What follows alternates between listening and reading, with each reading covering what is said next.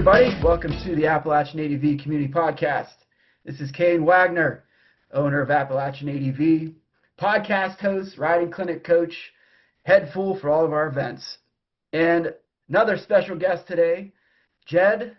How you doing, man? Dude, I'm doing great. It's been a good day. Good, that's good. So we're going to talk all about the Backroads of Appalachia today, and there's a lot of stuff there to talk about for sure. But before we get there, Jed, why don't we tell them who you are, where you're from, where you're living now? I know you spent some time in the service, maybe a little bit of that kind of stuff, man. Sure. Yeah, so I grew up in southern West Virginia. I was technically actually born in northern Virginia, Manassas, but my parents, we moved back when I was a year old, and I grew up in a county that had not a single stoplight in it, and grew up running heavy equipment and riding ATVs and dirt bikes and working on Jeeps and motorcycles and having a good time. Graduated high school 2012, and actually while I was in high school, I joined the Army, went to Benning, did basic, went to Leonard Wood, did my AIT, and Yeah. I was a heavy equipment operator in the military as well as under an engineering unit. Served honorably, got out. Actually got hurt while I was in, got out, but actually worked in the shooting industry for, almost 8 years in total. Have a background in teaching and loving to share my passions with folks. And yeah, man, I currently live in southern West Virginia, near the West Virginia border, in Lewisburg, just outside of Lewisburg, and just south of Beckley. Yeah. Some of the best riding in the world, and it's an honor to be here, man. I love where I live, love Appalachia. Yeah. Spent quite a bit of time in eastern Kentucky, working with BOA, and growing up, like, we traveled quite a bit. I was very fortunate to have a family that really embraced travel and getting outside of our comfort zone, and so I got to see quite a bit of the U.S. and but man, I always love coming back home and seeing those mountains. It was good stuff. Yeah, for sure. So you said teaching, like what kind of teaching were you doing? Yeah, so I was a shooting instructor, Okay. as well as an armorer. Yeah. Worked in the resort industry at first, Oh. so I was working with pretty high-end clientele at the age of 18. So that taught me a lot of people skills very quickly, Yeah. how to handle myself with folks, and taught at the Greenbrier Resort for a while, and then I went to the Homestead Resort. Got to meet a lot of cool folks, and actually some of those folks, ended up being lifelong friends, and they've actually been to some of the events that we've done through Awesome. Backroads. So it's cool, man. And through that, I learned, I really, again, like, really love to share my passions of whether it's shooting sports or overlanding or off-roading or just being outdoors. I found that to really resonate with me, and Yeah. it's grown into everything that we're doing now, really.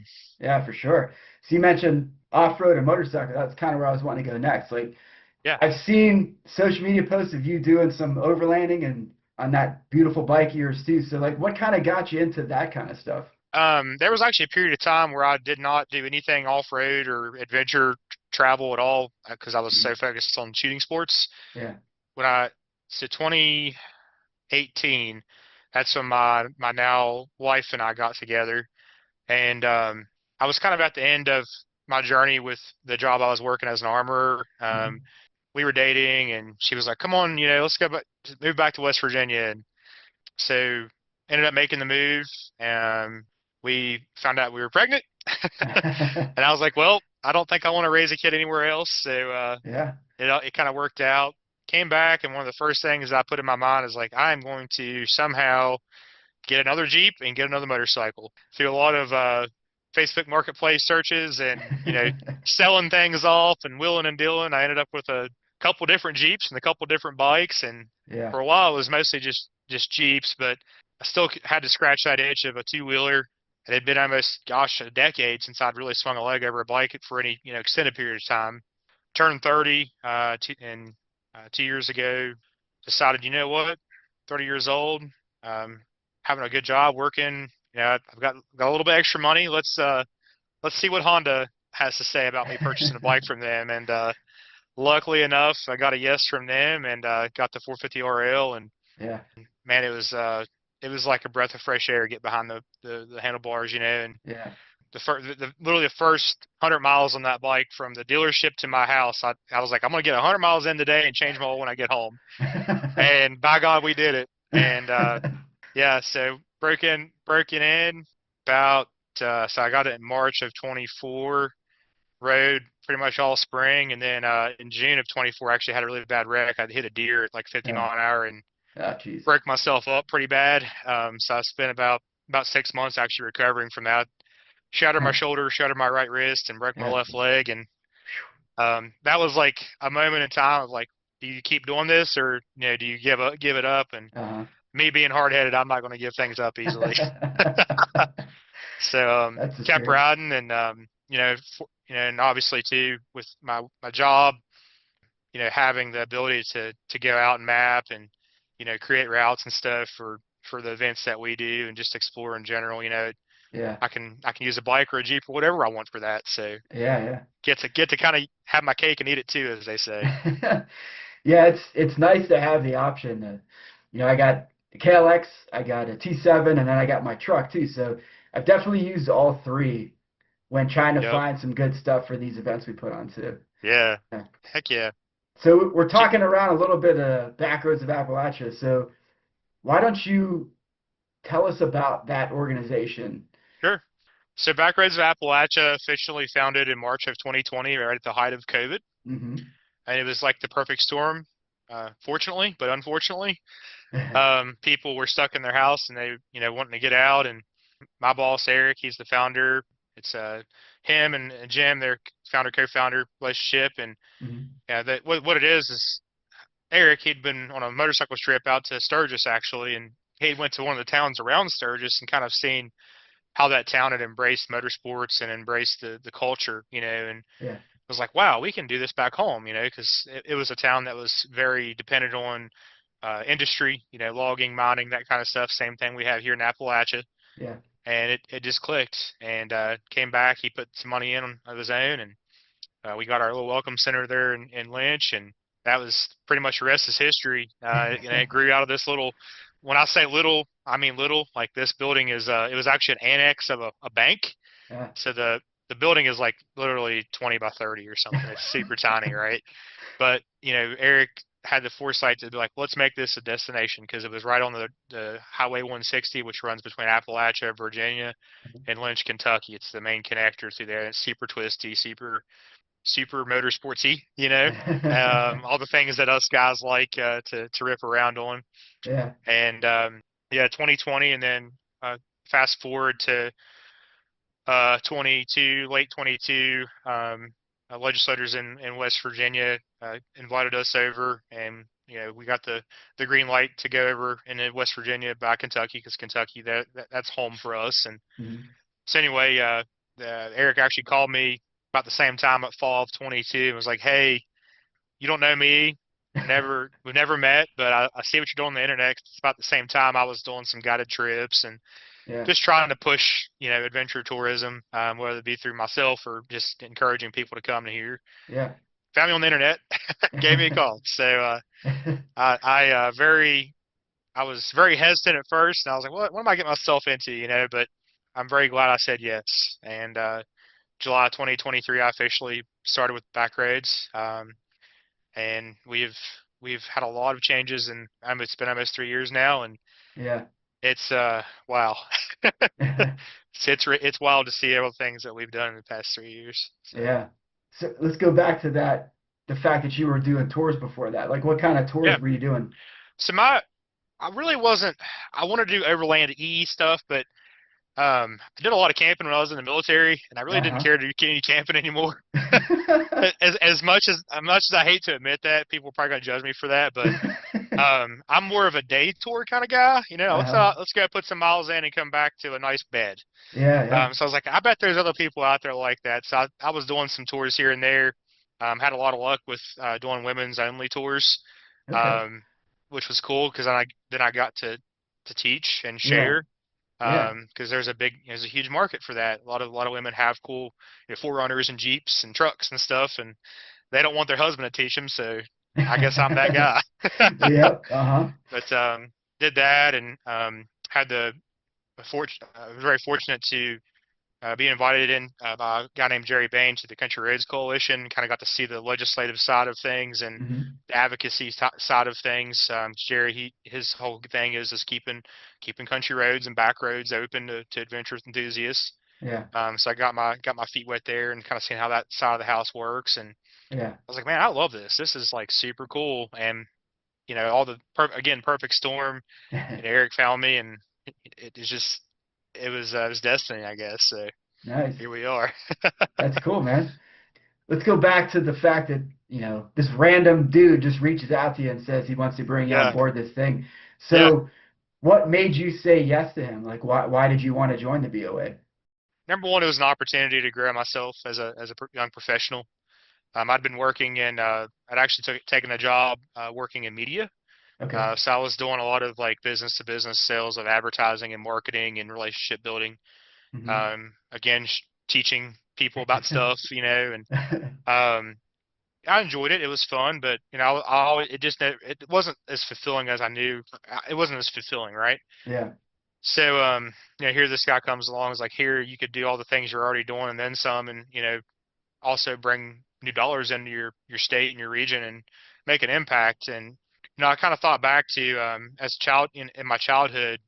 One of one of my favorite memories is going out with my mom. Actually, my mom is kind of the real reason I got into this stuff. My dad was into it too, but I spent a lot more time than I did with my mom than I did my dad. And I was like thinking about that. I was like, man, like I had, that I think about that stuff all the time. I'm like, I know that because of her way her life path worked out. Fortunately, she had an addiction problem, and it ended up killing her. Mm. And I think back to like, man, there's other communities out there where like they don't have a lot of socioeconomic opportunities. Yeah. Let's find ways to bring opportunity to the region to help change lives.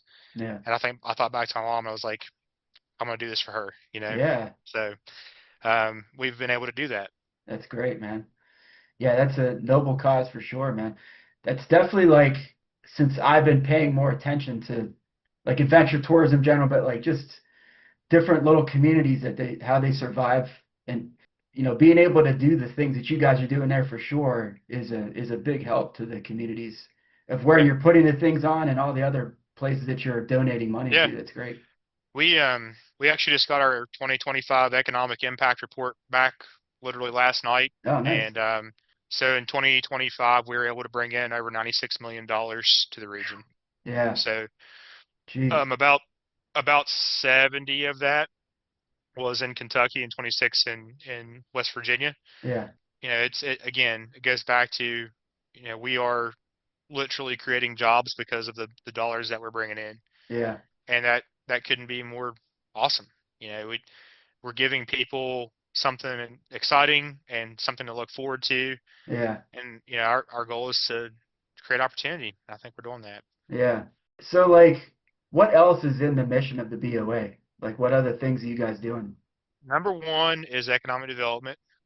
Hmm. So you know, it's people always think that we're just a tourism thing. Like, Hmm. really, tourism is a byproduct of what we do. Yeah.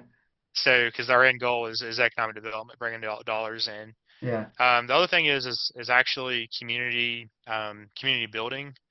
So Hmm. we do a lot of partnerships with counties and municipalities, regions. Hmm. Like we've got a lot of federal grants, but we've helped others get a lot of federal grants too, because Mm. we're able to leverage what we're doing to help make their grant stronger, right? Right. Yeah. So we do a lot of things. Like, for example, we were integral in a project in Jackson County, Kentucky, to help build out their fairgrounds. Mm.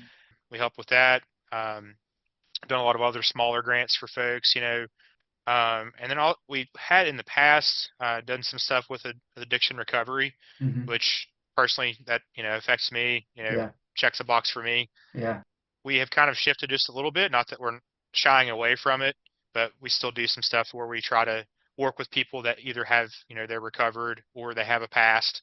Give Hmm. them an opportunity. Either employ them as a contractor or bring them on as an employee. Yeah. Um, so yeah, we we're we are a wide array of things. We work with a lot of corporate entities. So like we've brought in several major corporations to Eastern Kentucky, Central Appalachia Hmm. to set down roots. And how do we do all that? Well, we met these people through motorsports events. Yeah. You know, it takes money to race cars or ride motorcycles. You know, it's Uh-huh. not a cheap endeavor. Not at So all.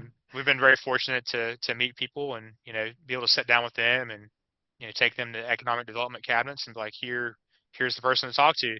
Yeah. And we've got one of them we can talk about. There's a couple we're under NDAs on we can talk about, but Yeah. Yeah. one of them that I can talk about is Green APU. Okay. So they are a auxiliary power unit company that is based out of Illinois right now, I believe, Mm. and they've are building and built some facilities in Boyd County, Kentucky, Mm. and we met them through rally racing. So Yeah. the owner, his son, is a rally race car driver, Nice. and they kept coming around. And my boss, he can never turn out a good conversation. So one thing led to another, and now they're Yeah. you know creating jobs literally out of that Yeah. conversation. That's great, man. It's great to see like the synergy of the community because like the people that you meet in this, it's just amazing. Like how many Yeah, people find each other through these events. It's yeah, just such a cool byproduct of doing just to have fun. You know, that's generally yeah. the point is to have fun. But then you go out and have fun. But then you also make all these great connections, and then you start building stuff off of those things. It's just a great way to go. Yeah, we were very fortunate this past year to land the Ultra Four finale in Kentucky, Yeah, and all that kind of came from just random meetings that and the internet really. yeah, So the guy that founded King of the Hammers, Dave Cole, I'd met him a couple times and just kind of hey, you should come see us one day, and uh-huh. it was just kind of passive conversation. And then he'd been following the 24-hour series. I didn't even realize it, but he called me last spring after we finished the first event of the year, and he was like, "Hey, we're having this meeting in Las Vegas, and I need you to be there in like next week." Lo and behold, I went there. I called Eric. I was like, "He wants me to come. It must be important." And Uh-huh. while I was out there, we had a bunch of conversations. I went to his ranch and stuff and hung out, and I told him, I said, we want you in Appalachia somehow, Yeah. somewhere. And next thing you know, we're signing a contract. So we're bringing one of the biggest races in the off-road world to the East Coast, Yeah. and it'll probably turn into something of a global level at some point. So Yeah.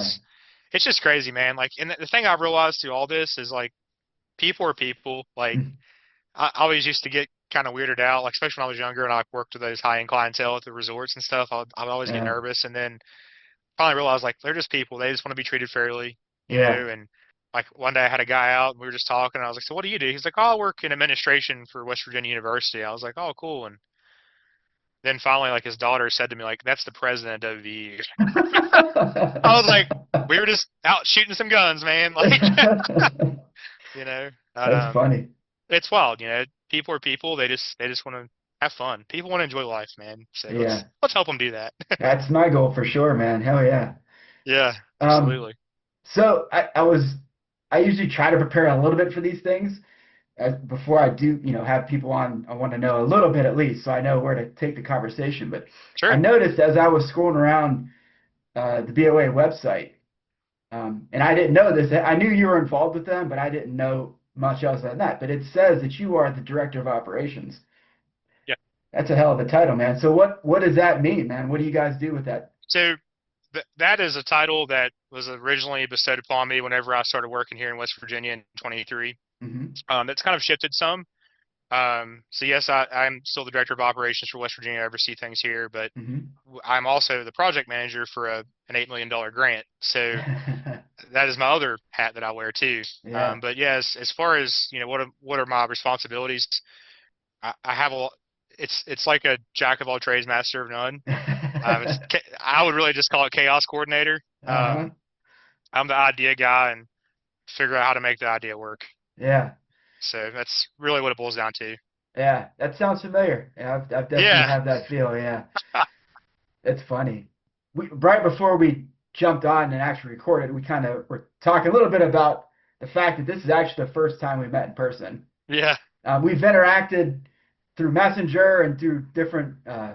comments on posts and stuff a bunch. And you actually, I can't remember the guy's name off the top of my head, but he was wanting to do he had turned his Harley Dyna into a dirt bike basically, and he get a little bit of training, so you shot him up my way. So we've definitely like communicated a bunch. And then I saw you at Whale and Wayne. You guys were there because I know this year you're doing one of your 24 hours in Yep. conjunction with that. But I, when we were under the tent and he was doing the door prize stuff, I saw you from across the way.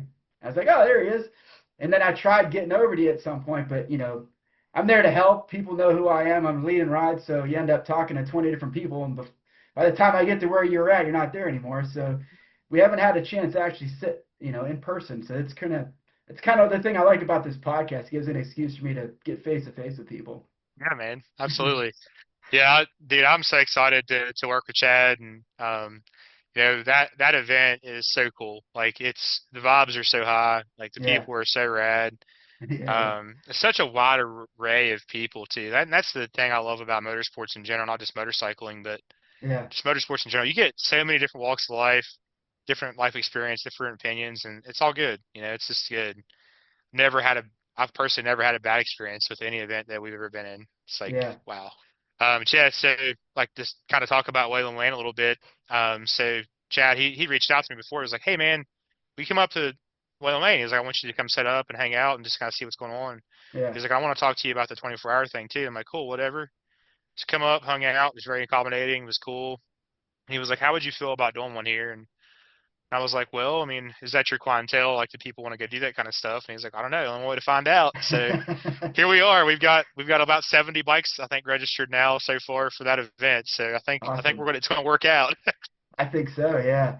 Yeah, I Yeah, definitely feel like there's plenty of people there. I know a bunch of them that have already said they wanted to doing it. do it. Like Yeah, my buddy Tom McConnell, who you know, like he did hell yeah, couple years things last year, and he did some yeah, really great videos on it. And yeah, so far, I haven't had a chance because my schedule is pretty packed. So every time you guys had one of those, I had something else going on. So yeah, this year, I'm definitely going to try to hit one or two of those for sure. yeah. But before we get too far away from that, just so people understand, because we've said 24 hours of Appalachia, we kind of talked around a little bit. Why don't you tell us like Sure. what exactly is it? How did it come about? That Yeah. that kind of stuff. Yeah. Well, so back in 23, yeah, it was 2023 actually, Yeah. right before I started working for Backroads. So I've always been a fan of Camel Trophy, Hmm. like ever since I was a kid. I seen like pictures of something in some magazine. I was like, that looks wild. And then my mom actually bought one of the. It wasn't a copy of a Camel Trophy Land Rover, but it was very close in nature. Same color, had an ARB bumper and all that stuff on it. But Yeah. we used to ride around that thing. I loved it. And then as I later in the whole guiding thing, we started getting more curious about like competition and Hmm. like waypoint rallies and Yeah. Dakar and all that stuff. And Sure. it's like I want to do that, but I'm too poor because it's like to rate to actually race and do it like closed course style. You're Yeah. a couple $100,000 in a rig. And I'm like, Yep. I got this piece of crap Jeep Grand Cherokee that I just got new gears put in at 33. He's like, let's just go do something crazy. And Uh-huh. so I put together a little route on Gaia, and I took a screenshot of it, sent it to like 10 people that I'm really close with, and Yeah. was like, do you think I can go from here to here in 24 hours or less? Yeah. And they're like, three of them said maybe, and like most of them said there's no way, it's not possible. Yeah. And I'm like, well, if you do the math and I average about this speed, I can do it in about this amount of time. And they're like, I still don't think it'll work. You'll break something or something will happen. You'll have to Uh-huh. you get stuck, whatever. And I'm like, it's enough reason for me, man. I'm gonna give it a shot. So I actually just shared the memory. It came up on my Facebook the other day of that trip. And Yeah. so I went from Charleston, West Virginia, around the Diamond Bell area, Uh-huh. up to Seneca Rocks, West Virginia. Nice. It was like a 400 and some mile jaunt, Yeah. which sounds like a lot, but I mean it is. It is actually. I think it sounded like it's not a big deal. It was. Yeah. um, so I started doing that, and I got about halfway through. And I was like, this is pretty good. I'm having pretty good pace, and I made a point to myself when I stepped off. I was like, no speeding, no being an idiot. Just drive with it. Stay consistent. Yeah. Don't outdrive your vehicle. Don't outdrive your skill. You Yeah. know, Yeah. and that's what I stuck with. And we did like 400 and some miles in like it's like 14 or 15 hours or something. Yeah. And So it was grueling. yeah, Like what, don't get what me kind wrong, of terrain? What kind of terrain were you it's going through? everything, Yeah. everything. So anything that's publicly available in the state road inventory of West Virginia, Yeah. we touched it. Yeah. Or the U.S. Forest Service emblem, we touched Yeah. it. So Yeah. about hour 12, I started seeing random people standing in the middle of the road that actually weren't there. It was like, it was wild, man. It was like an ethereal experience. Yeah. I talked about this on a podcast a couple of years ago, but kind of thinking back to that whole deal, like I got up to about Parsons, West Virginia, if Uh-huh. you know where that's at. Yep. There's a long section of gravel. It's a joint owned road, it's Forest Service and the state road, between Parsons and Route 48. Hmm. It's government road. It's part of the IMAT. So Brian Holmes is IMAT. Yeah. Yeah. And I was like, I was I don't even know where I was. I was just in space. I was a spaceship going through space and like started like seeing stuff and hearing stuff, and I was like, I gotta stop for a second. Now I stopped, and where I stopped at is right near where they make charcoal. Yeah. There's a charcoal plant up there. I can't Yeah. remember what company it is, but they make charcoal. And I see this flame shooting out through the trees because they have like a stack, where they off gas all the Yeah. gases that they create, and then they ignite it to burn it off. Yeah. And dude, I was like, what is this? I was freaking out. I was like, dude, I gotta wrap this up because I'm losing my mind here. And it was dark at that point. It was 11, 12 o'clock at night at that point. Yeah. And drove on into Parsons. I got fuel, kind of drank. I think I got some coffee or a Monster or something. I was like, all right, we're good Uh-huh. now. And got my spirits back up, and then I went and hit Forest Road 18 outside Thomas, and then did Canaan Loop and stuff. And Yeah. after Canaan Loop, I basically ran hardball to Seneca Rocks, and having hindsight being 2020, I was like, man, I missed a bunch of good gravel. Because once you hit the hardball, you're like, oh my god, I'm really tired. But Uh-huh. if you keep it interesting, it's amazing how long you can stay awake. Yeah. And so I finished that trip up, and then I texted my friend Sean. I just had met Sean. So Sean, he is the Gambler 500 coordinator Okay. for West Virginia, Ohio, and Kentucky. Yeah. And he's a wild man like myself. And I was like, dude, I did it. Like it's real. Yeah. And I was like, man, I wonder how far we could actually go in 24 hours. Like, what would be like the happy medium of like too much and not enough, Yeah. Yeah. Yeah. And we started talking, and I kind of had knew at that point that I'd most likely be going to work for Backroads. And so, I worked that summer, and like towards that end of that summer after working with Eric and stuff, I was like, yeah, I have this idea and I want to try it. Hmm. And we went back and forth a bunch about, how we set it up, how we structure it, and with the end goal being how do we benefit the community? Yeah. Yeah, anybody can go out and do a ride, whatever, Yeah. but what are we going to do to give back to that community? And I was like, well, how about every time that we do it, we pick a different charity to benefit, Yeah. and instead of charging an entry fee, we just encourage people to donate, which has worked out really well actually. Yeah.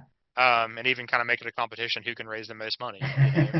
Um, Yeah. so really, yeah, people were like, oh, it's a race or blah blah blah. I'm like, no, it's not. It's just a bunch of people getting together to raise money for charity and go have fun. Yeah. Do we go do some driving? And is there a little bit of competition to it? There is. Right. But our number one thing is always encourage people to abide by the state and federal guidelines in regards to rules of the road, Yeah. and to always respect where you're going. Yeah. Leave it as you found it or better. Yeah. So For sure. Yeah, I know some of those West Virginia roads, they can be like basically a creek bottom. Like, so yeah, when you say roads, people need to realize that West Virginia roads are kind of like dual sport trails in most other yeah, places. yeah, exactly. The same thing in Kentucky, same thing in Ohio. Man, I Yeah.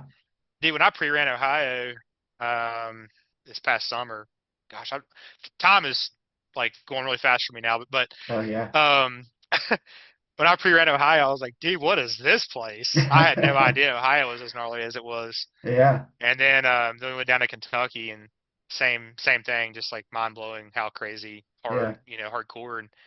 And in all three states have different variations of things. And it's just amazing the opportunity that we have here as enthusiasts, whether it be full size vehicles, side by sides, dual sports, adventure bikes, freaking e-bikes even. Yeah, Like yeah, there is so much opportunity here, and I think Appalachia is the world's best kept secret, yep. and honestly, I don't think we need to keep it secret anymore. I think we need to invite people here and spread them Yeah, out. My big yeah, thing too is like every time we do a run with 24 hours, we always put that GPX out to the public. So if anybody wants to come back and run it afterwards, that's yeah, just more money coming back into those communities that we pass through. yeah, exactly. So It's good to see more states getting on board with that. Like West Virginia was pretty early with that. I feel like Pennsylvania definitely has been kind of getting on yeah, board. I'm hoping Ohio starts kind of like feeling that out a bit too. But so when you first started these events, was it kind of overlander only, or were you letting bikes in at that time? first event we did was mostly full size vehicles. We Yeah. had a few side by sides that reached out. They're like, "Hey, we're street legal," because in West Virginia and some states you can get plates on them and they're fully Oh yeah. street legal. Yeah, yeah. So at first I was kind of hesitant because I was like, "Man, I don't know," like, and I don't want to throw any shade on the side by side guys, but you and I both know, like, and they know too, like there's Uh-huh. some turds, that don't Yeah. flush, but Oh yeah. we've been very fortunate that most everybody that we've had come through has been very, very reasonable. That's good, And yeah. that's the thing too, which is nice about the street legal side is they've gone the extra mile to put a plate on it, so they Hmm. know that if they do something really wrong, they can get in trouble Oh because yeah. that plate is linked to their address. Yeah, yeah. you know, so they do treat this thing with a great deal of respect as well. But to answer the question, it was mostly full size. Then we did the second one, which was in Hinton, West Virginia, Hmm. and I don't know who brought it up. I don't know if it was something I just decided on my own or trying to think back to that far. It's just like a blur, but someone was like, "We should do bikes," and I was like, "Yeah, Yeah, let's do bikes." Like, why not? We do side by sides and full sides. Like, what's the yeah. difference? I ride a bike Hmm. too. They want to come play. Yeah, yeah, So yeah. we did bikes in Hinton in 24, Hmm. and Chris Falls, he was our most efficient and precise navigator. He's on WR 450, and he has been to every event since, and pretty much won every event since. That's awesome. Yeah. That's what I love um, about it is that for me, like I've tried to partner since I do a lot of stuff in PA, there's a nonprofit called PAOHV. Now they're mhm. kind of more the quad side by side, but they do have like a motorcycle side to it. But and then just other groups like that that are kind of we're all out here for the same reason. Let's all help each other out and get access and keep it open and all that kind of stuff. So that's great. Yeah, Um, that's the thing. Like when we do these rallies, like some of these roads that I try to put people on, like there was one road we used this past summer for the Hinton rally. I'm pretty sure I was the last one to drive through it 6 months before that. I mean, oh like, and it was bushwhacking, literally, but it's yeah, still a state road, it's still on the maps. So yeah, yeah, so it's you keep them things beat in and beat back, they're gonna yeah. stay open. Yeah. Well, most people that are listening to this podcast for sure are probably going to be motorcyclists. So I'm trying to get their attention Yeah, on these 24 hours things for sure. So I know you kind of said it's a race, but it's not. And just from talking to Tom and watching his videos, I understand that too. But I yeah, know you got some kind of rules in place to kind of help yeah. keep people in check by having Check. like an Yeah. average moving speed and some other things. What kind of rules do you have? Yeah. So our number one rule, obviously, we tell everyone, if there's a posted speed limit, you need to be going the posted speed limit. Yeah. The maximum overall allowed speed period is 60 mile an hour. There's Uh-huh. no reason you should be going any faster than that because the fastest road that we're on is 55. Right. Yeah. Yeah. Um, so and then the maximum overall average moving speed. Now, I'm going to be very specific in the wording here. Moving speed Yeah. is 30 miles an hour. Yeah. Now, a 30 mile an hour average moving pace is still pretty quick. Yeah. You and I both know that from just Oh yeah. riding.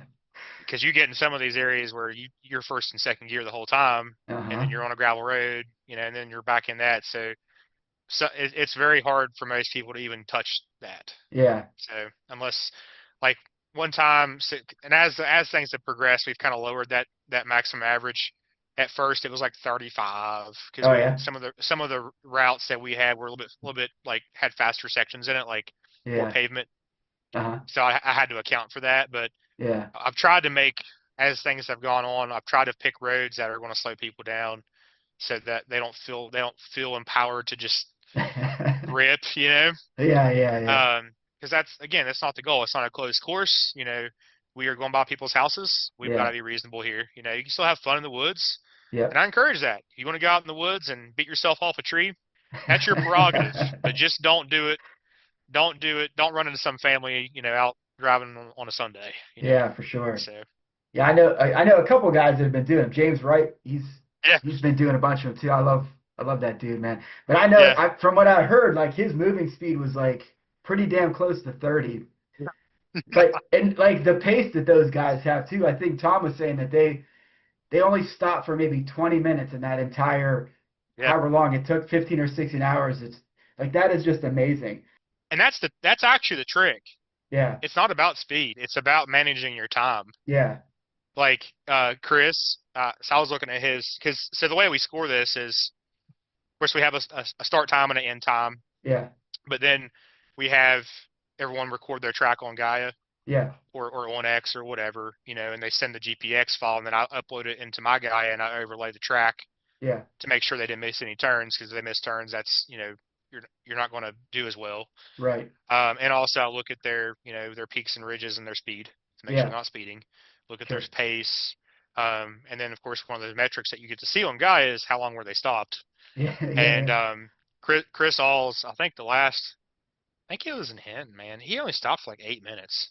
Yeah. I'm That's like, dude, did you that's wild. pee yourself? He's like, I'm like, I don't want to know honestly, but like, what Yeah. did you pee ever? Did you poop? But we've got guys that are so serious about this now. Like one dude, two dudes actually, they wear condom catheters. Yeah.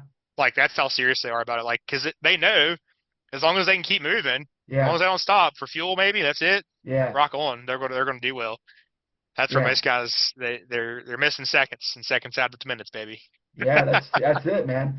I run a few triathlons back in my day, and it's the same thing. It's just what pace are you trying to keep? It's not about hauling ass and full sprint. It's about maintaining a level that you can, and Yep. then only stopping when you absolutely have to.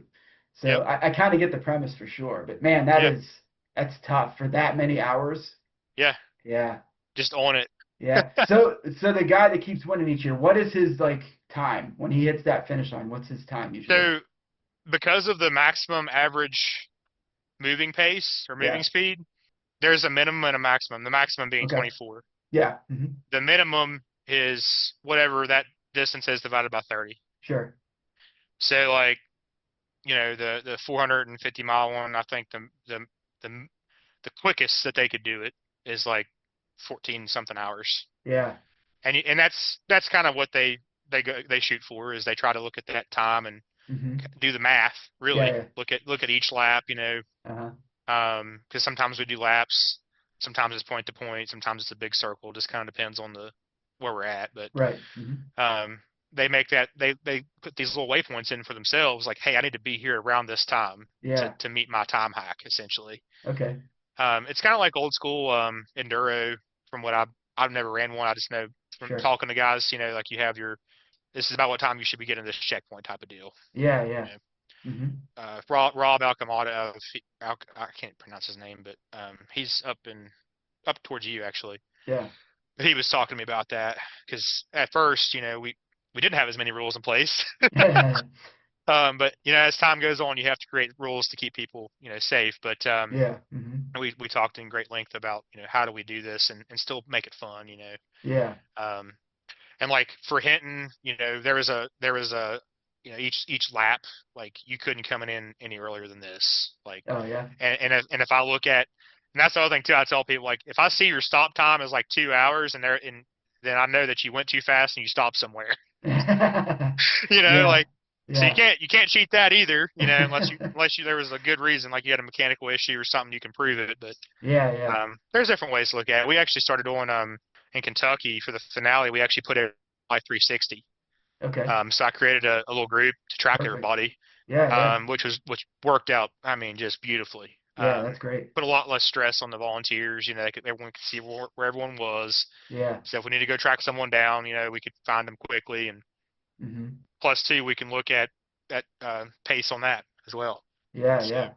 Just in general, like when you build the routes, I know what people are probably thinking is like if I was gonna do it, Yeah, I'm not doing it to try to win or be in first yeah, place. I just want to do it, and however yeah, long it takes me, it takes me.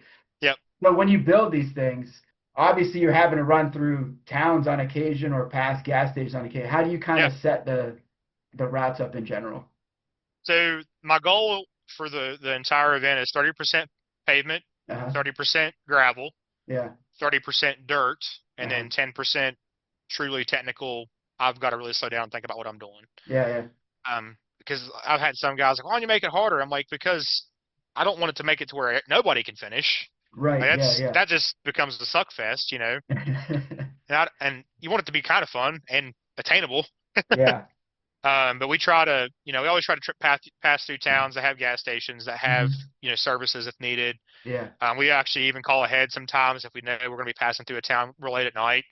We call the gas stations like, hey, you might want to stay open because there's going to be like 100 vehicles come through that it's going to need gas, Yeah, yeah. which is good because that gas station makes money that night. Yeah, exactly. Yeah. Um, like we did when we did the first event of last year, we went from Point Pleasant to Seneca Rocks, Hmm.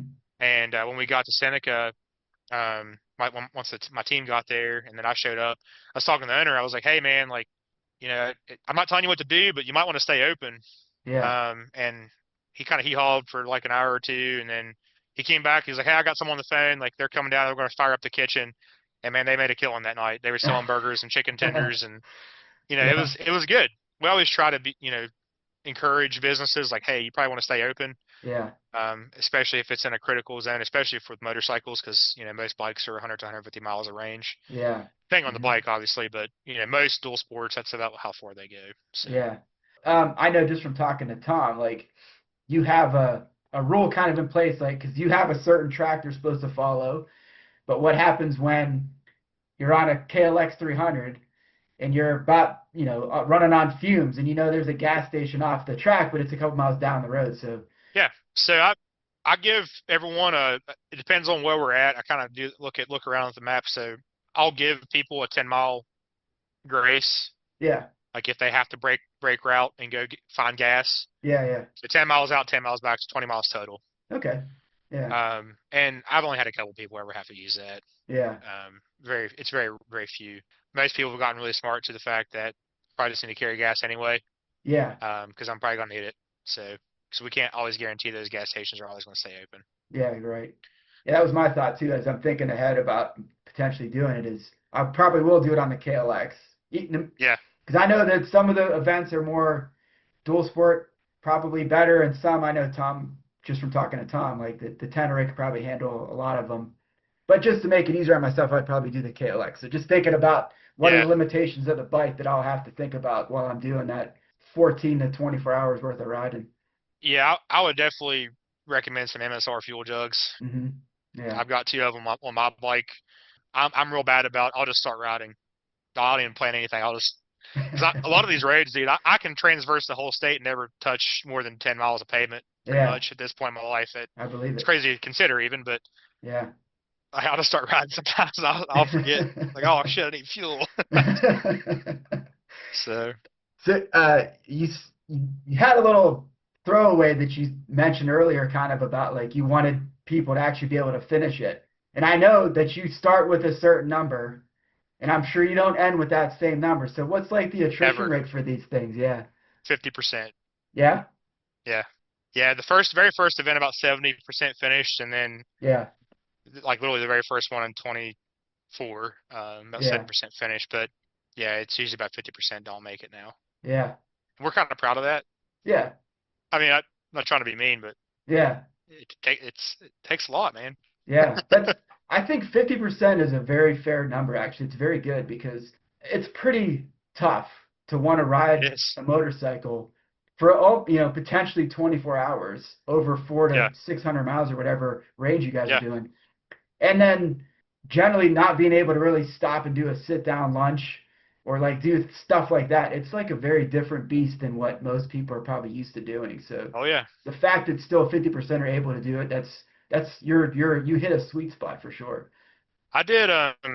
Obviously, I've never competed in my own event for obvious reasons, but it's not fair. But Uh-huh. I did a road book rally with Todd Zacher, Okay. and I got a taste of my own medicine. And it was only a 200-mile Oh loop yeah. Yeah. that we did, but actually I was competing against Chris Alls Uh-huh. on the Kobe and some other really proficient riders. Yeah. One of the days I didn't end up riding because I was actually sick, and then the Yeah. second day I was like, I got to get out here and ride, Mhm. and I came in right behind Chris. I was 10 minutes behind Chris, Yeah. and I was like, man, this is fun. Now Yeah. it's so cool to get to experience something very similar to what we've created. But I Yeah. realized then like I'm not even as prepared as I thought I was. You know, because Yeah. there's little things you figure out along the way. Like, damn it, I should have done this or should have done that. Yeah. And Yeah. my biggest thing was like when I ride, I always ride close to the house. So like if something goes wrong, I'm like just call somebody to come get me. Yeah. Yeah. But carrying all the shit you need to be Yeah. able to fix your junk Yeah. if you're on Yeah. the side of a trail, like I pulled in the gas station with Chris. Chris had beat me to the gas station, and I was like, "Yo, you got a 10 millimeter freaking clutch lever." The bolt was about to come out. I've been slipping the damn clutch so much, getting over a bunch of rocks and trees and shit, but Yeah. Yeah. the jam nut had came off. Oh, jeez. I know.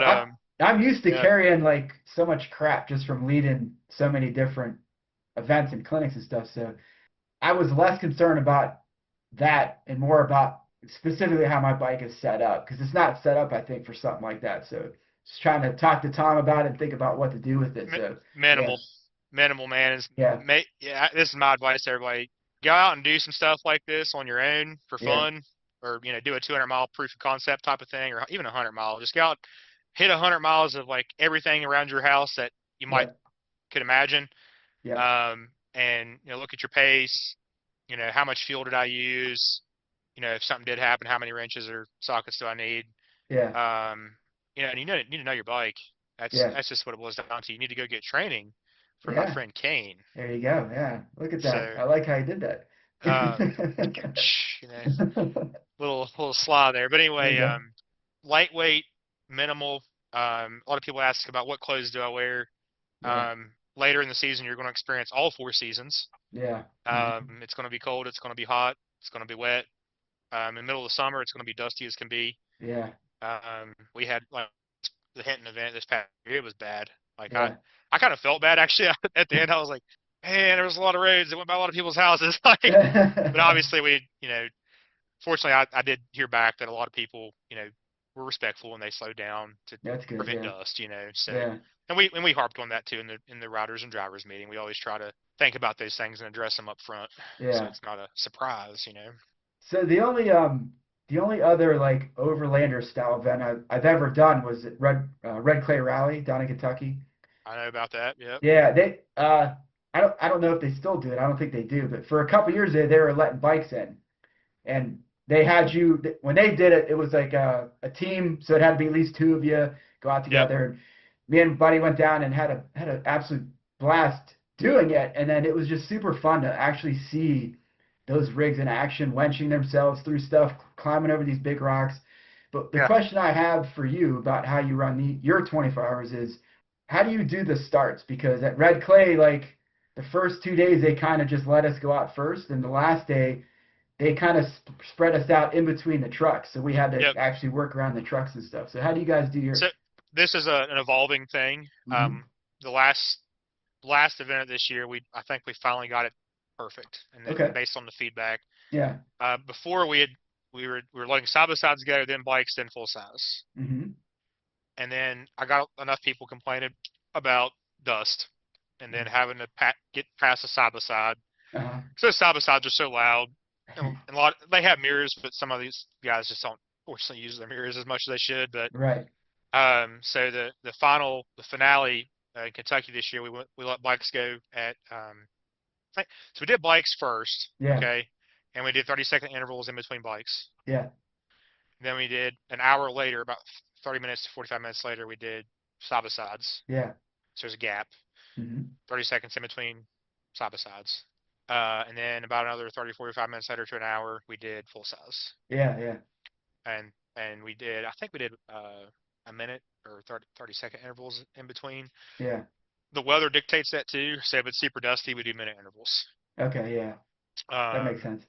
Same concept for like actual closed course stage rally. Like, Yeah, if it's dusty, it's a minute. If it's not dusty, it's 30 seconds. yeah, yeah. And obviously, at the time that they start, we write that down, like, 7:01 and 30 seconds. They went out, Okay, yeah, yeah. That's cool. Whichever we're So, always going to do bikes first, by the way. If people are wondering, we're always going to let bikes go first. yeah, that's It's just cool. safer like that. It is. It's safe, definitely much safer. It was kind of cool to do it at Red Clay where we're spread in between because like at night we would sit around with all these guys because it's 3 different days of riding. Like they would be looking at us like I can't believe you guys are out there riding those bikes through that stuff, and then we would look at them and say I can't believe you're driving those trucks through all that stuff. Like it's the perception of the both sides is interesting. We Same thing for us, man. Yeah, Like Chris, he's always like high fiving the full size guys yeah, because he's like, man, I couldn't imagine trying to drive a Jeep through some of this stuff. And they're like, well, uh, I can't imagine trying to drive a motor. You know what I mean? Like it's just like some people, it blows their minds of how fast like a side by side can go through certain stuff versus a yeah, bike or versus yeah, yeah, because each machine has its own set of capabilities and weaknesses. yeah, The bike is really the fuel range, in my opinion. That's the biggest yeah, weakness. Outside of that, I think it's easier to manage because you're only having to worry about two wheels and a yep, smaller engine yep, rather than four wheels and a big engine or yeah. four really big wheels and a big engine. Yeah. And the width too, like a bike can pick multiple lines, whereas sometimes the Correct. Jeeps and the trucks are the side, only there's only one way to go. Yeah. So yeah. Yeah. Yeah. And that's the thing. Like, this year, I'm going to get really stringent on how people follow the track. Like, Mm, sometimes I show a little bit of grace, like, because, like, you'll get in some areas, and I'm sure you same up in PA, but, yeah. like, you'll have a road that goes through a place, but then there's, like, 15 spider trails off of it from the side by sides. Yeah. Yeah. So, like, they'll kind of veer off course, Well, Yeah. this year, I'm going to get real strict about that. Like, you've got to, because I got pre-run all this, and I record it as I'm Yeah. pre-running it. Yeah. I'm gonna get real strict about it. Yeah. Make it even harder. Yeah. But you guys recently put out the schedule for these, and not that I want you to like deep dive in each one of them, but maybe like give us a taste for like a little bit of about each of those events. And Yeah, like I sure. know some of them are kind of like bike only, some are Yep. no bikes, so just kind of a little bit about that. Yeah. So the first event of the year, I actually made a mistake, and you were one of those mistakes, I believe. So we actually had it to where it was set up where all three classes could sign up, bike side by side and full size. Yeah, After a lot of deliberation, we're probably going to nix the bike class for the first event, so it'll just be side by sides and full size only. yeah, And the reason why is we're up in such high elevation. I can't hmm, guarantee there won't be ice on the road. yeah, yeah, And I'm not sending people out there to their death. I just can't do that. yeah. And I've had Makes people sense. I've had people beg me like, "I'll put studs in my tires." I'm like, "You can't run studs on the freaking hardball, man. You'll wreck there too." Like, Yeah, yeah. so Makes sense. anyway, it'll just be bikes and or side by sides and full size. Sorry. Yeah, The following event, that's Ohio. So that'll be all three classes. yeah, Ohio is typically pretty gnarly. I guess just backtrack too. So like the first event, we try to make a little easier to kind of introduce it to some of the newbies that might sign up. yeah. And I truly am making it easier this year. Last year was an absolute just murder session. I mean, dudes were just dropping out left and right, and I kind of feel bad. So I'm Yeah, gonna give these guys a little give me here on the first event, but the second event in Ohio, it's gonna be killer. yeah. Literally, like it's gonna be there are gonna be some broken parts, like freaking axle shafts. I mean, the last Ohio event, we had like 60% attrition rate. It Wow. was Yeah, nice. so yeah. And then then we go to my good friend Eric and Chris's place up in near Charleston at their off-road park. Hmm. And that will be we initially had only set that up to do bikes and side by sides only for that event. Uh-huh. But then they're like, man, let's do full size. Like, come on, and they kept begging me, and I'm like, all right, here's what I'll do. We'll do full size. We got to make it hard, and the minimum tire size is a 35-inch tire, and they got to have front and rear. That is the only way that they can sign up. They Yeah, said, perfect. We will make a course that is designed for those people. So yeah, we are slowly kind of like encouraging people, hey, if you want to sign up for this, to give it a shot, we want to do it. yeah, And that'll probably be so being that it's going to be all inside of an off-road park, we can be dirt the whole time. So yeah, yeah. you better be coming with the heat, son, as they say. Whether you're in any vehicle. Uh-huh. There will be single track for bikes. There will be true side by side trails for side by sides, and there will be rock crawling trails for rock crawlers. Yeah, yeah. Nice. So it'll be gnarly. And then we go to Hinton after that. Yeah. Hinton is a good mix of all of these. You get a little bit of everything. That is one that is near and dear to my heart. So I live one county over from them. Yeah. I actually just had a meeting with the commission this evening. The Oh, county nice. commissioners we were hanging out, just shooting the breeze. But anyway, we have a central checkpoint, then we do loops out from that checkpoint, which is pretty Mhm. rad. So people always know they're coming back home after each Yeah. lap, so it can kind of stage like gas or parts or whatever. Mhm. Like James Wright, for example, he unfortunately he had a brake issue, so he couldn't finish. But like it was so dusty, he was changing air filters. That's how bad it was. Oh, geez. So, and then once we wrap up Hinton, we'll be heading to Wayland Wayne for the bikes Yeah. only. So dual sport and adventure bikes on that deal. Be working with Brad McFadden and some folks there locally to build the routes on that. So Yeah. if you've ridden any Brad's routes, you know what you're going to get. Probably work, make it a little bit harder, try to make it, kind of a good mix, make it attainable. Yeah. And then after that is the finale in Kentucky. The Kentucky finale is the Mac Daddy. Kentucky is amazing. Oh, Like yeah. if you are a hardcore wheeler, dual sport rider, or you like to take big bikes and do dumb things on them, Kentucky is the place to go do that. For sure. So, of course, you've probably been to Red River Scramble, Oh, yeah. Daniel Boone Backcountry Byway, Yep. all that stuff. Like like the thing that I've learned about Kentucky is it goes 0 to 100 really quick. Oh, yeah. Like there's really no in between. It's either gravel or a rock trail. Yeah.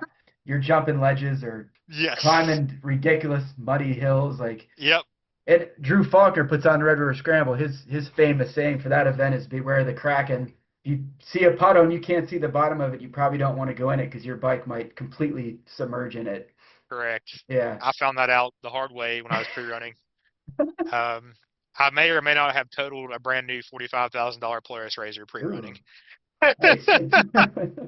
Yeah, it was brutal, but man, Kentucky is killer. Yeah. And the way that it works is you have to finish top 10 in your class to be invited to Kentucky or have a shot at it. Yeah. It's for all classes. That's ENC class riders and for each division of vehicle. Yeah. Yeah, I could So see why, because that, I mean, like you said it, it's my favorite dual sport riding for sure is probably down there in Kentucky. yeah, it From is no watching joke. Tom's video, like you guys did those in loops, right? Yeah, Yes. I remember the first loop was like very familiar to be one of my favorite, a bunch of my favorite stuff that is on a couple of Drew's loops down here. It's legit riding. It's one of my favorites. and I want to give a shout out to obviously Drew. He was part of creating some of that stuff, and then Yeah. Luke Bugner with the Daniel Boone Backcountry Byway. Without Yeah. those two guys, I mean, I wouldn't know what to do. Like Yeah. those guys, I called Luke like a week after we finished the finale. I was like, so how do we top that? He was like, we're just getting started, buddy. He's like, don't worry. He's like, I got stuff for like the next 10 years that will never run basically the same track ever again. I'm like, That's cool, man. perfect. I think those guys are like you with Kentucky and you in West Virginia. Like they can probably stretch the same kind of a ride with minimal pavement multiple Yeah, times over in that state for sure. yeah, Yeah. yeah, yeah. I'm very fortunate for them, and we have folks like Brad up in Ohio. I've got my good friend Sean, and then people that we've met through the community. Tony Yeah. Merriman, he does some cool stuff. Yeah. There's a lot of folks up there. Jeremiah Johnson, he runs the Southern Ohio Forest Rally, but he's also an avid overlander and adventurer. He Yeah. doesn't have a bike, but he's in a full size F-150. But he gets Yeah. out and gets after it too. And It's awesome. man, it's just so cool to see how much these states have to offer, man. And like Yeah. people were always like, "Well, I got to go out west to find adventure." No, Uh, sir, no, it's here. it's here. Got to know where to look or know the right Yeah, people. yeah, So I'll just throw it out there, man. Like if you guys ever want to come up into the PA Wilds area, I can yeah. help you for sure. I'll definitely want to. If I definitely want to be helping you if you come up, man. There's some good riding. And I've had you're like the 10th person that has said like you need to come do this in PA. Yeah. The thing is with us, like we really and this is like not throwing shade on any state or talking negatively about any state, but the way that we operate is we are funded by the state and federal government. Hmm. So we typically go where we're supported financially and Yeah. from the community too. Yeah. Not saying we can't go to other states, but Hmm. we're loyal to the states that support us. You know what I mean? So For sure. um, That's true. that's our thing. But um, we this year we actually are. We're collaborating with a hill climb race up in New Hampshire. So I mean, Yeah. we're kind of spreading our wings. So not to say that we couldn't do that at some point. I don't know. Yeah. We're Backroads of Appalachia, not just Backroads of Kentucky and West Virginia and Ohio. It's Backroads of Appalachia. Yeah. Yeah. If it ever happens, just let me know, man. I will be sure to let you know. Yeah. I'm I'm gonna have to come up there and ride with you anyway, man. I was looking at my schedule today. I was like, gosh, just about every weekend I've got an event, but there's a few weekends here and there Yeah. that definitely need to spend time with the kids and family. But Oh, for there's sure. definitely some weekends too that I need to go enjoy myself. So Yeah, man. I will looking forward to it, man. Definitely. I love what you're doing. But like I said, we've been following online for a long time, and Yeah. you know, you're doing the same thing really as us, and that's great. Yeah. You're bringing people to towns that need it and Yeah. showing people the best adventures that they could ever have in their life. I Yeah, for love it. sure. I mean, that's part of the mission of Appalachian ADV for sure, which still it isn't the right word, but I borrowed it from the BDR. I'm a BDR ambassador. I've been supporting Yeah, them for a long time. And my company supports them, and they've been very supportive of me. So yeah, that is one of their main missions is adventure tourism into these yeah, places that can definitely use the money. yep. So that was definitely part of what I was trying to do when I started building stuff.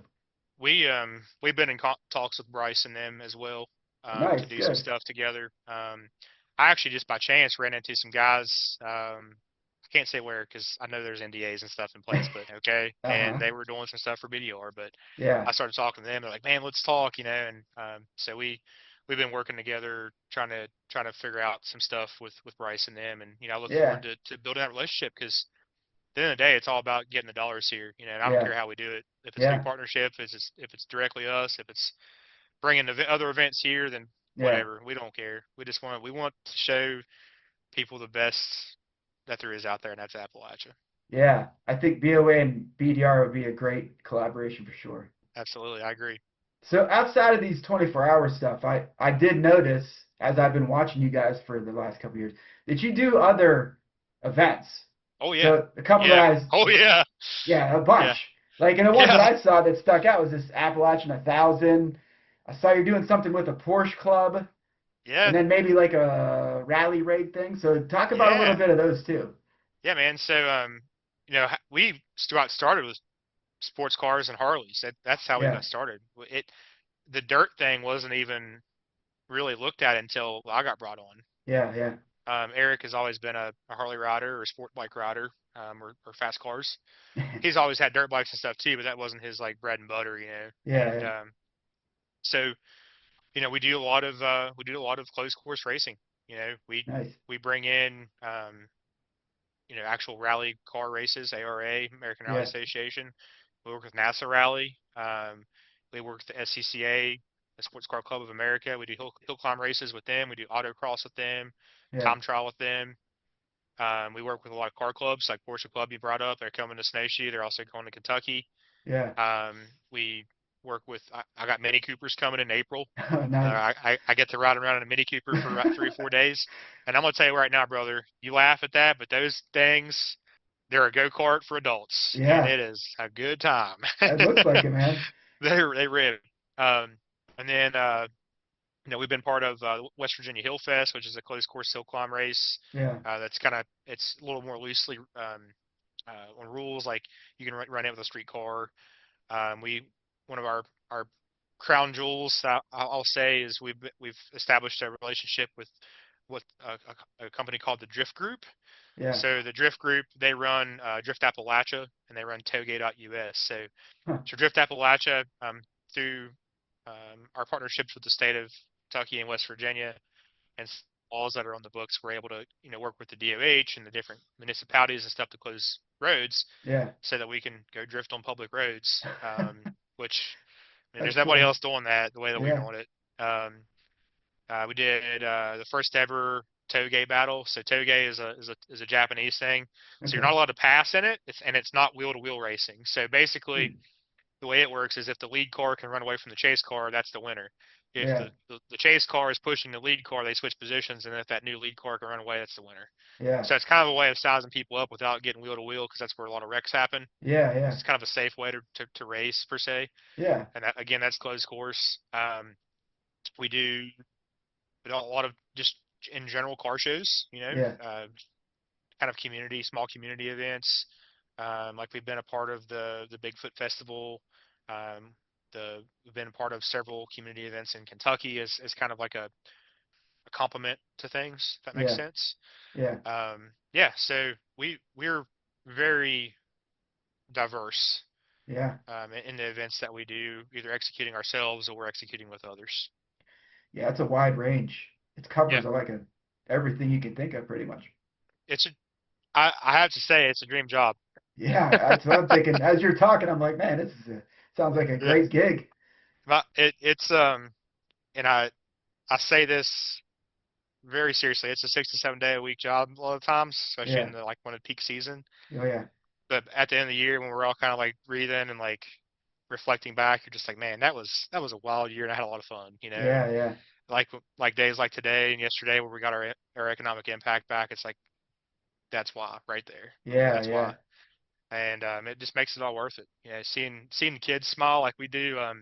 Like one of the things I always try to do with the 24 hours and other events we do is always do a community event where the kids and the community can come out and touch, see, feel, sit in the cars, sit Yeah. in the bikes, whatever, ask questions, take pictures, get autographs. Yeah.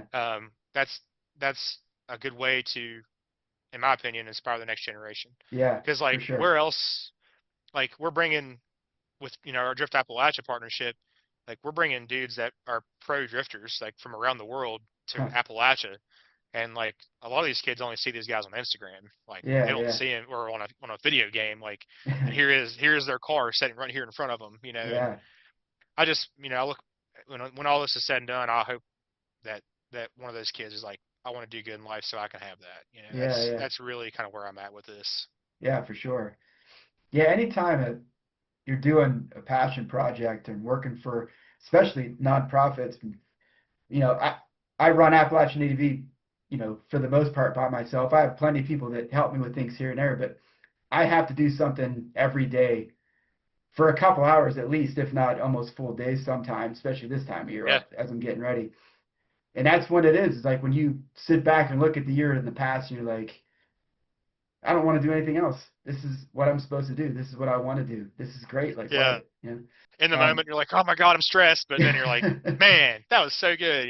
So exactly. Yeah. you bring up your business, and we'd love to have you anytime in Kentucky, man. Yeah. If you need a venue to come and run a class, please reach out. We Heck actually yeah. are developing about a 200-acre property Oh, in Owsley County. nice. So Owsley County is the center of the Daniel Boone Backcountry Byway, quite Yeah. literally. And then, of course, a lot of Drew's routes are near there too. Yeah.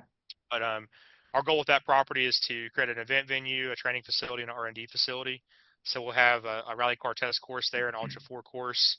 There will also be some single track training options as well as some ADV bike training options. So like, Yeah. logs, rocks, that kind of Nice. stuff.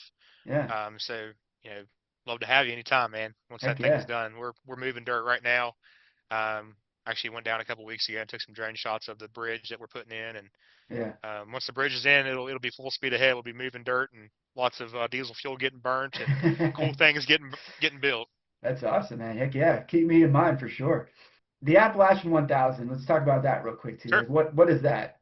it's kind of a child of the 24-hour series. Okay. I don't want to say premiere event because we haven't done it yet, so don't hold us to any expectation. We're just going to see how this works out. We might not ever do it again, but we're going to try it Uh-huh. because people have asked. So Yeah. enough people ask, we'll try something at least once, maybe There you go. twice. So instead of 24 hours, they have 72. Okay. We're going to build the route, and people will have optional, like, hey, I want to stop here and pit, maybe get a nap. They can do that. Uh-huh. But yeah, basically similar format to 24. If you want to run the thing straight through, then by all means do that. Yeah. Um, people have asked, does it have to be the same ride or same bike that starts and finishes? No. If someone wants to ride, do a team thing, kind of like they do in Yeah. Baja, by all means do that. Yeah. If you want to Ironman it, by all means do it. Yeah. We we'll be starting around the Grafton, West Virginia area.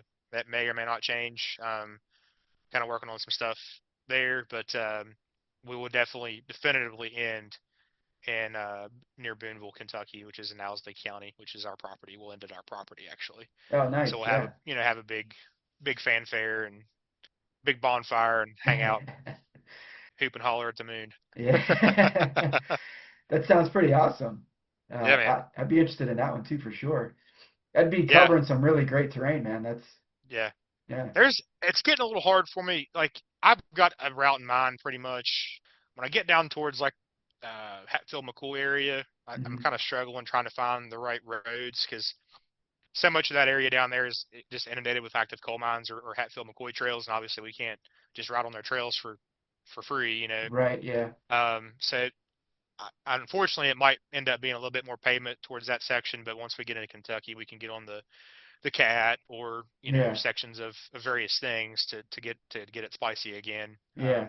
But yeah, it should be a good time, man. I'm looking forward to it. Actually, really looking forward to pre-running it because there's some stuff I haven't even seen myself Yeah. Nice. as part of the cat and whatnot. Yeah. So if anybody wants to come out and pre-run with me, there's your invite. There you go, man. You That's just can't awesome. you just can't participate in the rally if you pre-run. So that's the thing too. People ask me that, are you allowed to pre-run the route? Well, so what we do for any of the endurance events, Yeah. we send the route out a week before. Hmm. So that gives people enough time to look at the route, plan gas stops, that kind of stuff. Sure. But some people are like, well, I want the route now. I'm like, well, if I give it to you now, there's nothing stopping you to go from pre-running. Yeah. And the goal is this is a navigation. It just isn't just go out and go fast, So Yeah. I want there to be some element of surprise to it. Yeah. So Yeah. That's a good way to go for sure. That's like on some of my tours. If a person hasn't been in that area, I generally try to not send out my track at all because I want them to kind of get lost in the yeah, moment, be able to yeah, look around and not worry about navigating. So I kind yeah, of I get that to an extent. It's like let me give you a little bit of a surprise. yeah. Let them live in the moment. Yeah. Yeah, So absolutely. I dig it. the other things I saw as I was looking through the website was you have a bunch of like routes. Yep. I only clicked on a couple here and there just to kind of get a feel for what they were, but why don't you tell us a little bit about the routes? Sure. So 95% of them that we have on the website, and we have an app as well that you can Mm. download for free. They're all paved routes, so good Mhm. for sport touring bikes, adventure bikes that don't like to see a lot of gravel, or Yeah. sports cars. Yeah. And that again, that harkens back to how we got started, right? Yeah. So our goal, one of our goals, is to get people tired, thirsty, and hungry, so that they'll stop in these towns and eat and sleep and drink, right? Yeah. So, Yeah. or eat, drink, then sleep. Don't drink, eat, sleep, drive. Don't do Yeah. that. Yeah. Good point. Good point. Yeah.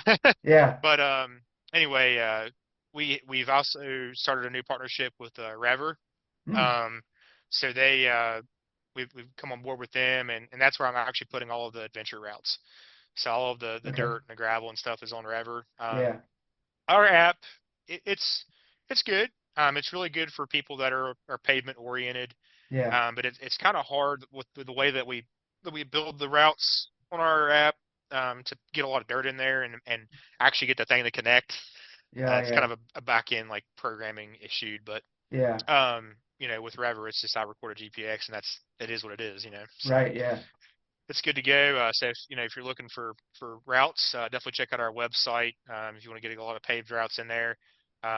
We also have on our socials, we have a link tree, and in that link tree, we have a direct link to Rever. We Yeah. also have a discount code with them too. So if you want to save some money on that, feel free to check it out. Nice. Yeah. The couple, like I clicked at a few of those on the website, and man, I'm an adventure rider at heart, but I still love me a nice twisty paved road.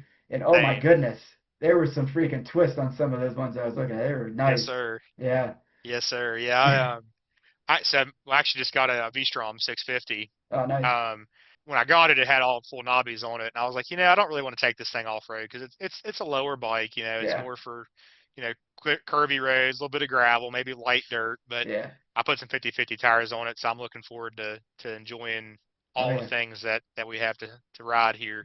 And I've got my 450 for the real technical stuff. So Nice. yeah, Well, while we're talking about the website, I did notice, and I actually went ahead and grabbed a few things myself. You have a shop on there we with do. some hats and stickers and shirts, stuff like that, Yep. right? What else you Yeah, got on there? man. So we've got tag stickers, patches, shirts, hoodies. Um, and yeah, definitely check it out. And just to be quite frank about it, those items, that's how we pay our staff through the winter. Oh, yeah, So because we have a visitor center where yeah. we kind of sustain through the summer months and the warm months. Hmm. But we try to keep everyone employed, through the off season. Yeah. And that's how we do it through that store. So Oh, nice. please go buy something. Yeah. I got Yeah, I grabbed a shirt and a thank you. couple patches and some stickers. Man, that shirt was super nice, very comfortable. Cool, man. Highly Thank you. recommend. Yeah. Thank you. Yeah, we actually are looking at doing some other stuff too at that store. I've been working on, one of my goals in life because I brought up we are backed by the federal and state government Hmm. financially through grants and various things, but Yeah. at some point that could all go away. So one of the things that we've been kind of working on and pivoting to is how do we become sustainable? How do we create revenue? And Hmm. so we're looking at probably even selling some gear on the Okay. site at some point, Yeah. whether that be lighting or tires or whatever, and it'll be hand-picked stuff. It won't just be, here's everything that Turn 14 Distributing has to offer. Yeah. Yeah. The way that I see it is, we want to sell the stuff that we use and we trust. Yeah. Anybody can set up a e-commerce site, but we want to do the things to sell the stuff that makes the most sense. Yeah, for sure. So along with the shop, I saw, when I signed up for the 24 hours thing for next year, you Yeah. get an email back and it says, hey, basically here's where you can donate. So I went through and did that process. But then when I was looking at the website, I saw you can accept donations there too as well. Yep. Correct? Yeah. So we have backroads.appalachia.org/donate. So we work with a company called Give Butter on that. Um, so, you can donate once or you can sign up for a monthly donation as well.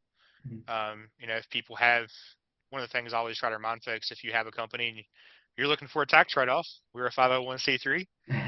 So we appreciate any and all donations. So Yeah. yeah, Yeah, as a nonprofit, you have to think about money a lot yeah, because the only way you sustain is through people, right, signing on to what you're trying to do. right. And that's, a big reason why I wanted to have you on here because I love what you guys are doing there, and I think more people need to Well, know about it.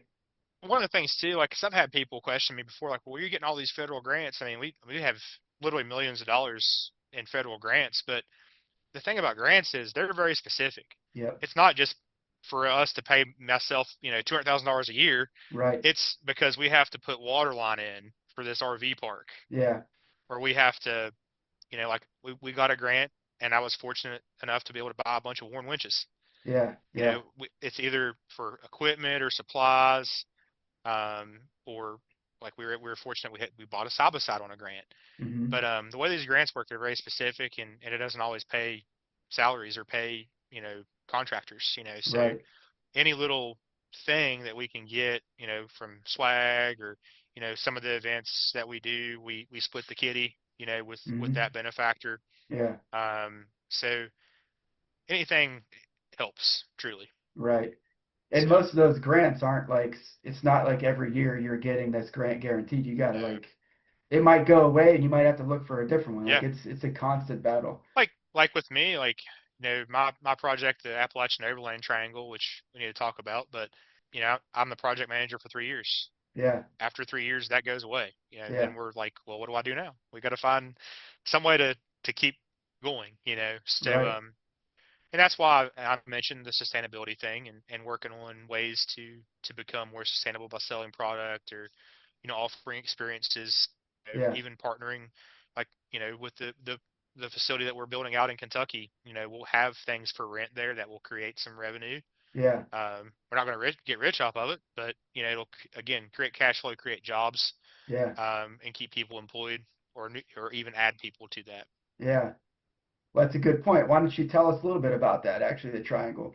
Yeah, so the Appalachian Overland Triangle, we actually started that initiative about the same time that I was brought on. Uh, at that point, we were going through the grant application process, which took about 2 years.